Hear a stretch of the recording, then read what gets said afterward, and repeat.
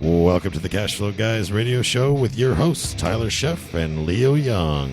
It's time to learn to earn.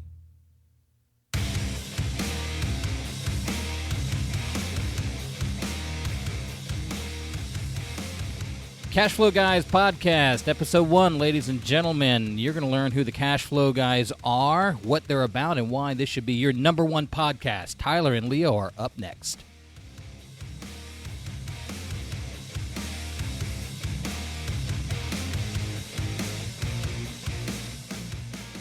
All right, Leo, we are here at our first podcast. My goodness. That, I think, right there is the best podcast intro music in the business. I think we're going to get a Grammy. Is there a Grammy or an Academy Award? We're going to make one up. Yeah, I guess so. We're going to make one up. There's got to be a podcast award. We got a local association here that we attend to these podcast guys, and boy, are they holy. You talk about not knowing what you don't know, go to one of those, and those guys will teach you what to do. We'll get an award through those guys. Absolutely, and I'd actually appreciate that. They're pretty cool. They are super great. Chris Krimstos, marketing master. They have helped us so much. Unbelievable. What a great share of information. But Leo, we're here, Episode 1. Why in the heck are we here? We are here. This is the Cashflow Guys podcast. This is we've been dreaming about this for a while. Folks are tuning in for the first time. My name is Leo Young, and to my left, as always, is going to be Tyler Sheff. We're the Cashflow Guys, and what we're going to do is talk to you a little bit about who we are, what we do, and why this should be the number one podcast that you download. You're going to get all kinds of great information for it. But before we get into too deep into it, we're going to have to kind of tell the folks, what they can expect from us. And basically, let's just start with who we are. Who we are. Who are we? Well, I guess I'll start. My name is Tyler Sheff, as we heard during that awesome intro. I'm a father of two beautiful daughters that are now almost adults. Well, one of them is an adult, and the other one is within about a week from being an adult, actually. Oh, happy birthday. Is that Amanda? Julia's birthday? 18 on the 12th, so it's coming quick. Very cool. I'm a happy husband, obedient husband to a lovely young lady we know as Jill. I can attest to that. They're a power couple. Live in Tarpon Springs, Florida. And we've got lots and lots of rental property now. We started actually many years ago in buying and flipping is how we started, and quickly realized that wasn't the path that we essentially wanted to follow. We'll get into that in later episodes, but my beginnings start back in the U.S. Army. I was born and raised in Buffalo, New York. Got in probably a little bit too much trouble and then had to join the Army so I didn't have to go to jail. That's okay. That's all right. Yep. I think I've made every mistake you could make. But anyway, joined the Army. I decided to be military police, and because they told me that I'd get away with pretty much everything, and they were right. So that was pretty awesome. Spent some time in Fort Riley, Kansas in the 1st Infantry Division and U.S. Army military police, and then I was transferred over to Heidelberg, Germany. Did some time there. I say did some time. It felt like I was in jail sometimes, but other times it was a blast. Well, that was your primary service area was in Europe, correct? In Heidelberg, yeah. I spent 3 years in Heidelberg, and then at one point I was transferred to another area that's, I don't know if it's still classified or not, but anyway, I was a narcotics agent posing as a drug dealer, and I was responsible for one of the largest heroin busts in U.S. military history. So, folks, not just like an MP, just like a regular military police guy. Tyler was uncover civilian clothes, and he was hardcore at it. Yeah, I had a ponytail, believe it or not. Now I have a shaved head, but yeah, I had a ponytail back then. No kidding. That's really cool. Yeah. Then I got out of the Army and decided that I wanted to be a police officer. I guess I didn't get enough in the military, so I first started, had a difficult time getting a job eventually out of the military. I started working security, did some armed security here locally in the Tampa Bay area, and got selected to go to the Tampa Police Academy. I went and finished the academy, and then, of course, during the time of equal opportunity, unfortunately, I had a tough time getting a job as I didn't qualify being a minority, so I had a hard time getting hired. Long story short, I went to work in the car business, started working in sales, and got into the service side and service management. And lo and behold, a chief of police, one of the local police departments, rolled in for service one day and struck up a conversation. He says, "Why aren't you working in police work?" I said, "Well, I applied everywhere. Nobody would hire me." So he challenged me. He says, "You put an application, I'll have a badge on you and a gun in 2 weeks." And that's a testament of it's not what you know. Yeah. But it's who you know. Exactly. So I did exactly that. I filled out that application, and in 2 weeks to the day, I was Processed and carrying a firearm, and I was a police officer here in Pinellas County. So I did that for about a year until somebody decided it would be a good idea to take a shot at me at a football game down in Lakewood High School. Mm-hmm. I was a school resource officer down there, and I had my oldest daughter had just been born. She was about 8 months old, and of course I told my ex-wife at the time is like, if the chief of police ever shows up at the front door, we got a problem. Yeah. If I'm not with him. Yeah. And of course he did show up because I went missing in the woods for the evening with half of the St. Petersburg Police Department looking for this moron that shot at me. But long story short, she was afraid that she would have heard it on the news. The chief of police was, so he decided he was going to stop by the house and bring her up to speed. Oh, so, boy. Needless to say, at midnight, knock knock with all the police cars outside, she thought I was dead. Oh, goodness, that's got to be scary. Ask her now, she'd probably be pretty happy to think about that. That's a whole other story. But I got into real estate, got my real estate license. My mom has been in real estate for ever and a day since the 70s, and I remember as a kid, carrying around those big MLS books and doing this and doing that. And sitting at open houses with my mom, and I was back in the old Century 21 Gold Coat days. Oh, yeah. And, the car phone that was like the size of a truck that would have, they were... backpack and brick. And everybody had that blazer. They were pretty cool. But oh, man. I grew up and after I got out of the Army, I started getting into the fixing and flipping on the side there, and made a lot of money, lost a lot of money too, and had some rental property, but I really didn't grasp the value of what I had there. I wish I still had them. I had long since been retired, but fast forward, I worked several different jobs. I owned a trucking company for many, many years. Mm-hmm. Made a lot of money in the trucking business, learned a lot, met some great people. Went to work for the federal government, again, not as a soldier this time, but as a civilian working out in the maritime industry on a research vessel. Super cool job right here. This is really good. This is my favorite. Yep, been out to Hawaii and the Kwajalein Islands and Marshall Islands and all that. Literally traveled around the world with the government on the government's dime. And my last ship was out in Narragansett, Rhode Island, Providence, Rhode Island. And my job was the chief bosun. I was the guy that was responsible for the deck crew, and we would pick up the very, very expensive ROV and gently set it in the ocean and hope that it came back because it's $5 million of taxpayers' dollars. And shoot those really cool high-def videos, those guys on board, the scientists doing all the research and stuff? Yeah, absolutely. We had the deepest dive submersible ROV available. Wow. So it was pretty cool. We were going down, several miles down and seeing things that nobody's ever seen before. Some of the people that were on my ship, some of the science party, they were original discoverers of Titanic, working with Dr. Ballard. And right. Dr. Ballard used to come on our ship quite a bit, so I got to work with a lot of those famous scientific folks. Learned a lot from them. Great bunch of people. Absolutely amazing group of people. So really enjoyed that, but I started making too much money. Can you believe that? That happens. Yeah, and the taxes that came with that. So I decided to make a change, and my wife and I talked about it. And if I could replace my income at home and find a better way to mitigate my tax liability, bonus. So I read Rich Dad, Poor Dad, changed my life. Folks, you're going to hear about Rich Dad, Poor Dad a lot during this podcast. A very reoccurring, as it's a reoccurring theme in our daily life, not just as podcast. In fact, that's on one of my annual reads. I read that book once a year. Absolutely. Now, we started reading all the Rich Dad, Poor Dad books and just consumed them all. That led to us buying one of the CashFlow 101 games, and we saw that Leo was hosting a CashFlow 101 game on the other side of town, and we wanted to kind of see what that was all about. So we went down and sat and played with Leo one night and became fast friends, and fast forward a few months after that, we decided to partner up, and here we are. No, holy smokes. Yeah, it's been the whirlwind, yeah. Leo Young Jr. Yeah. Licensed real estate agent, licensed insurance. He's got 65 different licenses. Yeah, I've got a lot of stuff. Degrees. I didn't... Never, when you think back to, when you're starting your professional life and all that stuff, where I'm sitting right now, never would have thought I would have been here. I grew up here just like you did on the beaches in the Seminole area and running around, and I was a baseball player. I played baseball in high school, and I played baseball, lucky enough to go to a military academy here, not because I was a bad kid, but that was the best place for me to go. But dragging my dad's briefcase around, just like your mom, same kind of thing, that kind of stuff. I was just interested. I wanted to go play baseball. I didn't want any part of what he was doing. And my dad and mother built the industrial basin, or helped build the industrial basin out there. They were primarily commercial, industrial kind of stuff.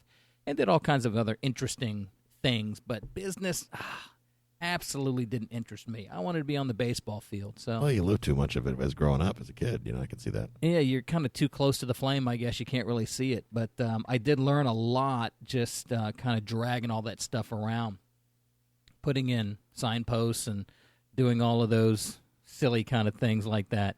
But like I said, I just basically wanted to play baseball, and that was kind of my gig. That's cool. Leo, I want to hear a little bit about more what you've done, and when we come back, we're going to take a short break. It's our first episode, and when we get back here in a few seconds, we'll get back on that and hear a little bit more about it. But in the meantime, listen to our awesome music.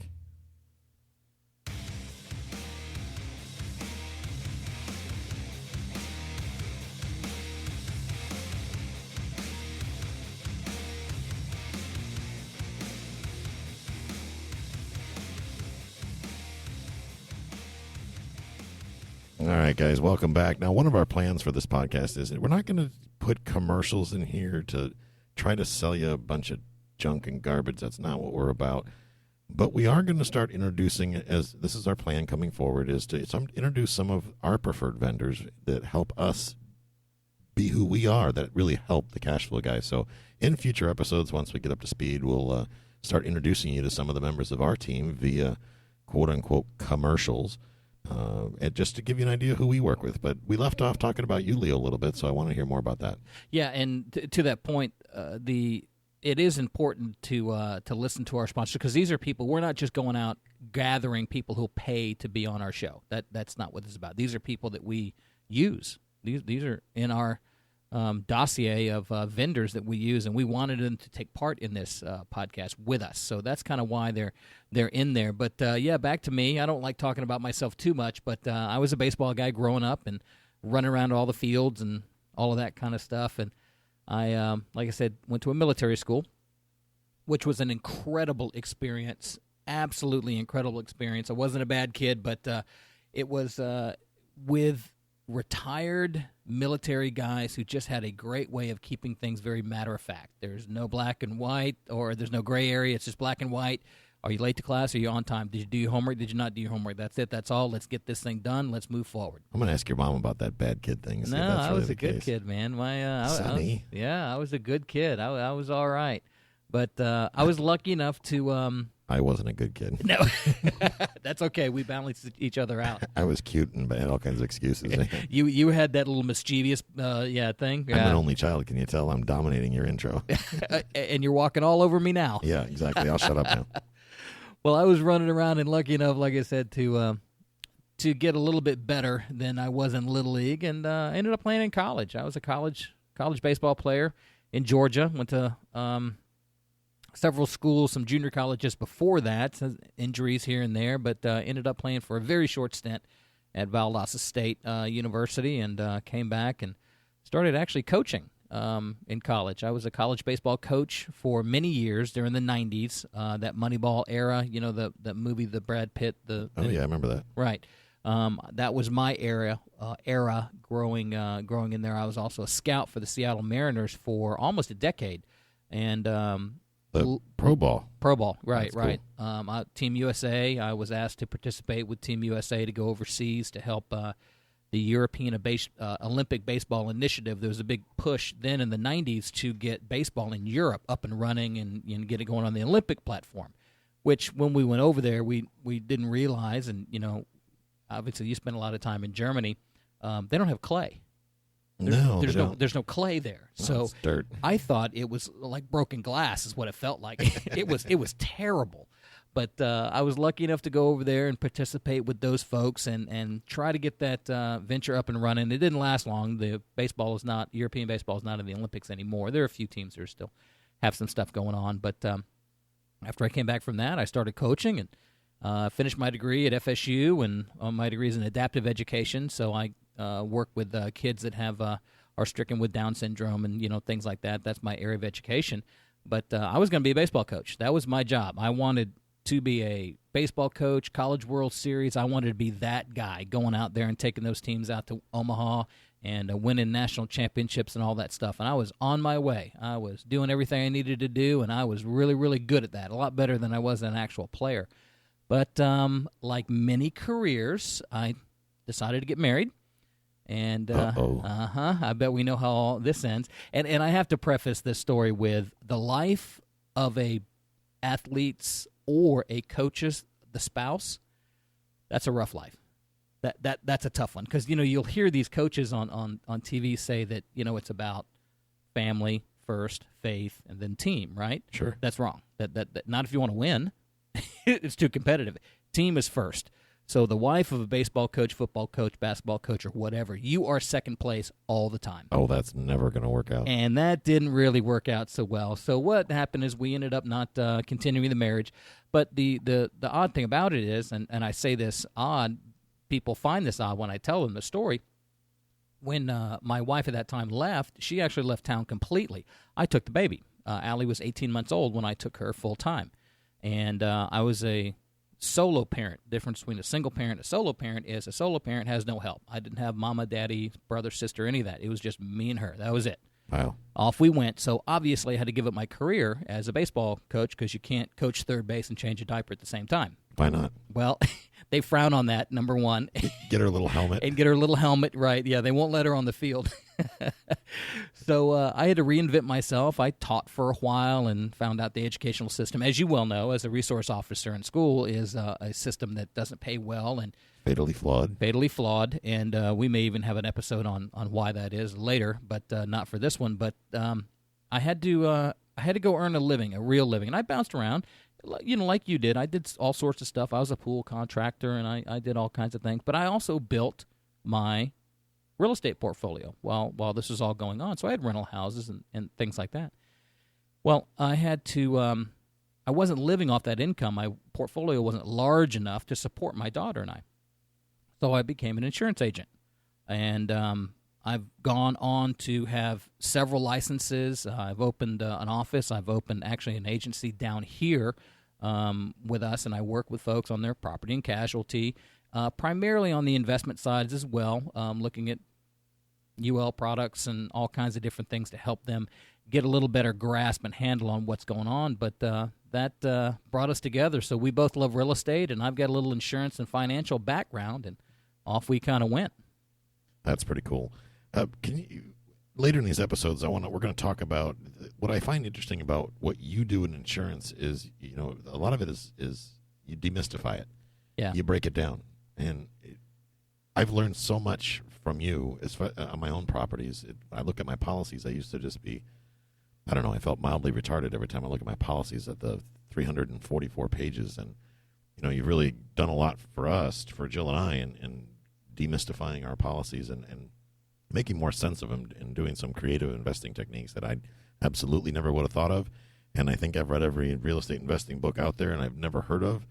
And it's stuff that is pretty mainstream, surprisingly, and makes sense. So if you know the right people and like you said, and I appreciate that, you got to know what you're doing. You got to really be able to have some experience and break it down and make it understandable. Absolutely. And, learning is a very important part of what our goals are, is what we plan to teach folks here as we go on. And we're going to take another quick break, and when we come back, we're going to cover some of that learning and what our goals are for this podcast and what we hope that you'll get out of it. So we'll be right back with you.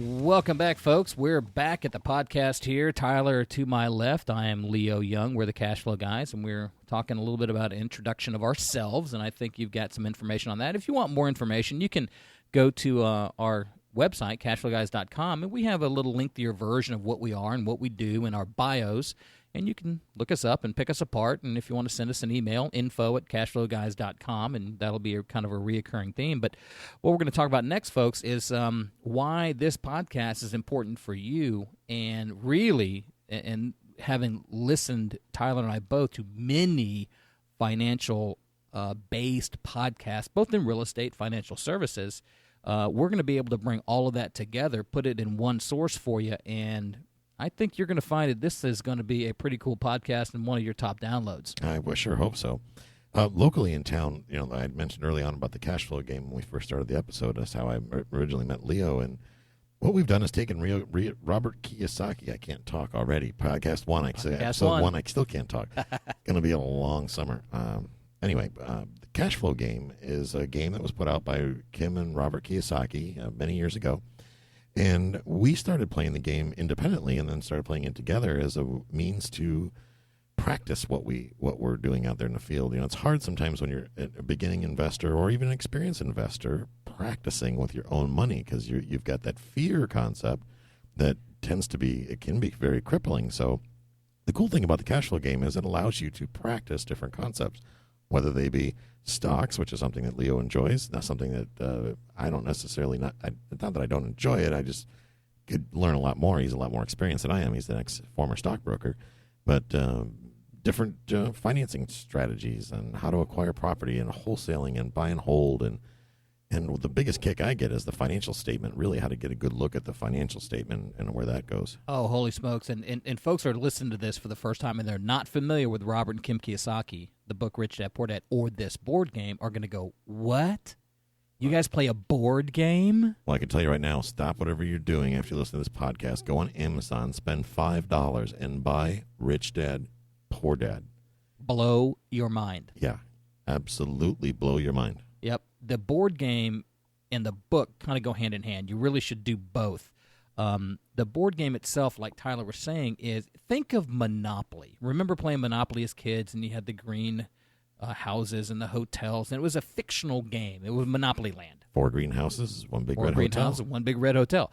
The principle is fairly similar, but the genius behind this game that the Kiyosakis developed was taking it and making it applicable to real world and making it completely creative.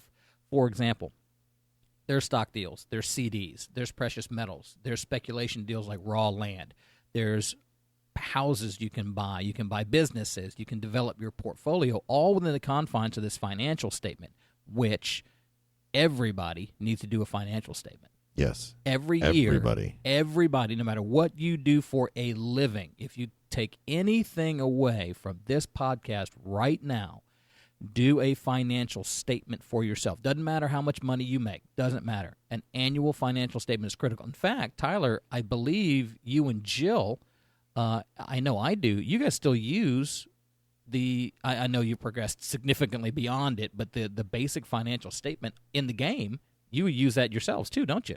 We still use the one in the game. Still use the one in the game. I mean, granted, we've got the CFO does the spreadsheets and all that for us, but we still use that. A couple weeks ago, I bought a new truck, and my other truck was falling apart, and Jill said to me, she says, you got to really think about getting another truck. I said, I don't really want to make the payments. So we sat down and did another one of the cash flow game income statements and saw that I've got plenty of passive income. There's no reason why I can't buy a truck, and one of our properties will pay for the truck. So the truck is essentially free. So with that, I called the CFO, told him to call Ford. I went down to Ford and picked out my new truck. Yeah, so you're not paying for it. You're not paying for the truck. It was free for me. Through the financial statement, okay, yeah, this is not a problem. But I have to see it. See, I'm a visual person. Exactly. Well, and see, the keeping it in your brain is a big mistake, and a lot of people think they're smarter than they actually are. I was a big culprit of that, too. As a kid, I got it. I can remember it. Yeah, I thought I knew everything. Yeah. Everything that I do right now, if you see me walking around, I have a backpack. And if it doesn't go in a manually written down in a book, which we'll talk about the cone of learning as a former educator, and of course Tyler is very familiar with the cone of learning. We'll talk about that in future episodes. Actually, I think probably episode number 2, we'll talk about the cone of learning. Talk more about that, yeah. And how that's so important and actually writing things down. But that financial statement is the cornerstone of the board game and getting out of what's called the rat race. The rat race is what we do every day. We go to work, we get a paycheck, we pay bills. Yes, spinning round. Around. Not all of us, though, want to stay in the rat race. Some of us want to get out into the fast track. But some people are very comfortable in the rat race, and if that's the case, there's nothing wrong with that. But we can show you how to exist in the rat race, but not have to panic about things like retirement and financial emergencies. Literally, the skills that you pick up in the game just by playing this game will insulate you and protect you from life. It's directly relatable. Unlike Monopoly, which we mentioned just a minute ago, that was a Monopoly land. When people play this game, you're really playing you. Yes. You're kind of playing yourself.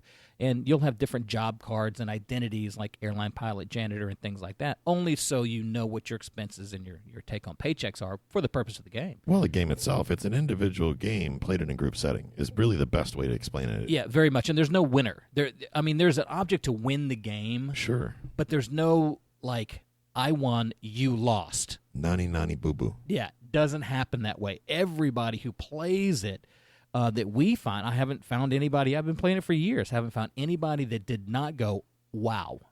Mind-blowing. Mind-blowing.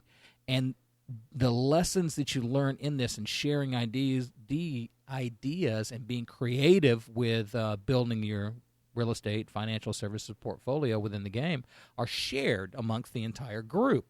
And it's kind of cool when folks will start playing the game for the first time. They play it very linearly. Okay, I land on this, I do this. I land on this, I do this. This happens, this happens. And they replicate exactly what they do in real life. And they do right in real life, and they don't go anywhere. Yeah. And they're like, wow, I can't get out of the rat race. I said, okay, well, don't be you. This game just wound up like yesterday. Right. Yeah, you're in the, what was that movie? Groundhog Day. Groundhog Day. Same thing over and over again. Over and over and over again. Yeah, take chances and use Kiyosaki's play money. That's the cool thing about the game is you can't lose your own money. By the way, the events are always free. We don't charge for the cash flow games. Why don't we charge? Mainly because we probably get more out of it than you do, learning. Oh, unbelievable. Everybody has different ways of doing things, and for me, that's huge. Huge. Yes. Being able to watch other people and see how they think or how they strategize and how they're going to do stuff. We've got some incredibly gifted, talented players and some brand new rookies that have never even owned a house that just come up with some awesome concepts that when we get them worked out on paper, they make sense. Yeah, there are those very much the holy smoke moments, and we run 3 or 4 games a week, ranging from Tampa to Tarpon Springs, that we find every time we go. I'm excited. It's fun, and we're engaging with these people, and they bring up, like you said, these very creative deal structures and partnerships that may be applicable in real life, but more so than anything else, you play it a few times, you get comfortable, you start stretching the boundaries. What can I do with this? Maybe I can wholesale it, flip it. Maybe I'll hold the paper. You get the upside. I get this. You get that. And it really, that development of that entrepreneur mind as the game is going, it's just so cool. It really is. It truly is. As we progress here, our goal is to teach you what we've learned, is to share, because really we're both believers in the fact that if we give back to the marketplace will give to us. It's proven itself time and time and time again. Every time that I've helped, or Leo, you've helped another investor accomplish something. I mean, he's licensed in insurance. We're both licensed in real estate, have a lot of life experience and whatnot, but we're always willing to learn something new. And when we can share that information with other people, they tend to share information with us, and it creates a true win-win scenario. That's our goal here of doing this podcast and, of course, hosting the cash flow game. So we hope to see you at one of our cash flow games. And if you do want to come out to one of our games, you can go on our website, which is CashFlowGuys.com, and you'll see a link there where you can schedule time to come to a game. Of course, they're always free, and we try to have them at restaurants whenever we can so that people can get something to eat if they want and kind of patronize local businesses and that type of thing. Mention also, Tyler, it's a sales-free zone. There's no pitching. No products. Sales at all. There's no hidden agenda. We don't have a credit card machine. Yeah, leave your number and your email, and if you want to get on our email list, that's optional for you for the announcements of the games, but you're not going to get pitched. The bottom line is we've made more mistakes than most of our listeners will ever make combined as a group, even if we have 10,000 people, but that's what we're trying to help you avoid. Well, this podcast, folks, like I said, is kind of the introductory kind of thing as to who we are and what we're doing. What you'd expect in future episodes, Tyler and I are going to talk about real estate, wholesaling. We're going to talk about depreciating properties. We're going to talk about some IRS strategies, all kinds of great information pertaining to real estate and financial services. So we want you to tune in to these podcasts and of course, drop us an email or give us a call if you need to, and we'll hope to see you or hear you on Episode 2. I'm Leo Young, and that's Tyler Sheff. We're the Cash Flow Guys.